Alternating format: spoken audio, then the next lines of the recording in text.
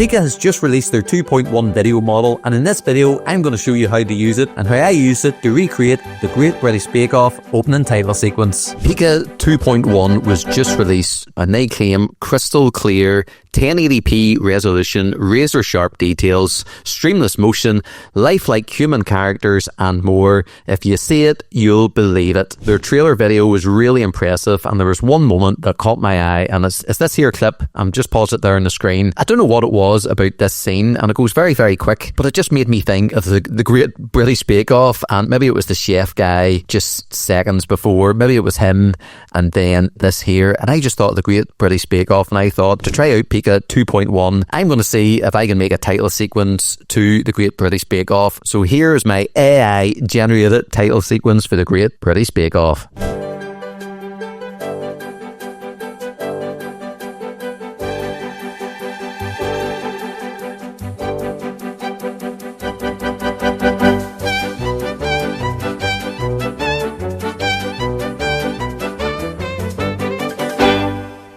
This video's primary focus was on PIKA 2.1, but just to let you know, I did make the images all in Midjourney, and as you can see, there is quite a number of images. I then downloaded my favourite images and took them into PIKA, and I've logged into PIKA here, and I'll quickly show you how you can do the same. So down at the bottom, we've got image, PIKA effect, and ingredients. These two things we'll look at another video. For the purpose of this video, and looking at their 2.1 model here, we can click here and go to another model, but of course we want the new model. We'll click on image and we'll maybe upload this shot. This is one of my favorite shots from Midjourney, a real hero shot. And with PIKA, sometimes what I like to do is just hit the generate button here, this star, and PIKA will do its business. I'm currently on a pro account. You can sign into PIKA and use their free account, but unfortunately you can only have access to their 1.5 model. For $8 a month, you can upgrade to standard. You can't use it for commercial use, and there is watermarks. I am on their $28 a month pro plan, and it's really good. I can use this for commercial use, and there's no watermarks on the video. While that's making a generation, normally I do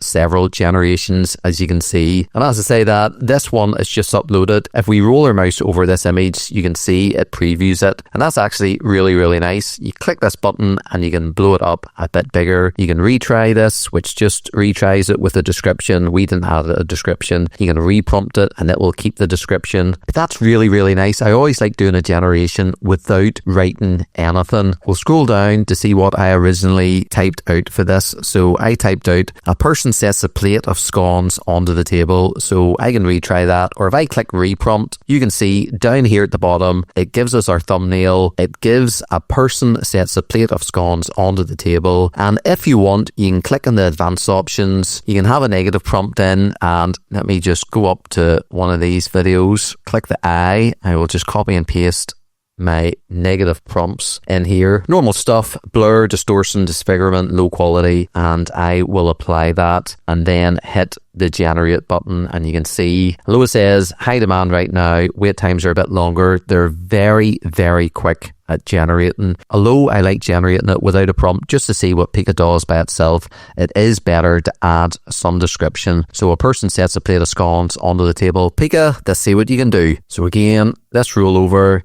It sets it down, and that's really, really nice. As you can see with my account here, normally, like all AI video generation programs, you need to make several. I think this one maybe hit out of the park first go, but you can see I do lots of different generations. You can see the hands not quite right on this one, and the hand kind of sinks into here. I think this is the one I actually used, and I only used maybe a second or two of this clip of the hand going over, but some of these shots are really fantastic. I didn't use that one. I think I used this one. The quality that PIKA 2.1 is giving us, the detail, the 1080p, it is absolutely fantastic. I'm actually going to pull up some of the videos full screen now. Macaroons, I believe these are. Just look at the quality on those. You can, I can nearly taste them, so I can.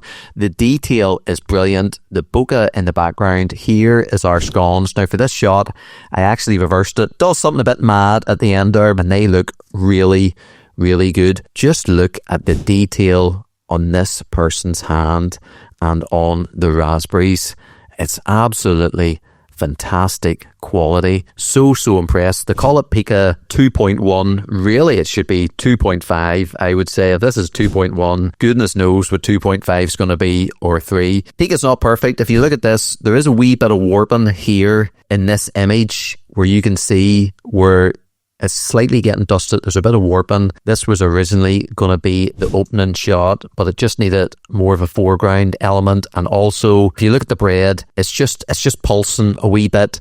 And seeing it was the opening scene for my Bake Off title sequence, I wanted the best possible shot. Some shots are not perfect. Can't that be said for all AI image generations? PIKA 2.1 is a fantastic update. The quality is mind-blowing. I'm over the moon with it, and I'm really happy I made this very quick title sequence. But let me know in the comments below, will you be trying out PIKA? Are you currently using PIKA? Will you be trying out 2.1? What's your thoughts? What's your thoughts about title sequence? I'd love to hear them. Please like and subscribe to this video. There's going to be more videos and tutorials like this coming soon. Until the next time, my name's Andrew. Hope you have a great day, and I'll see you soon.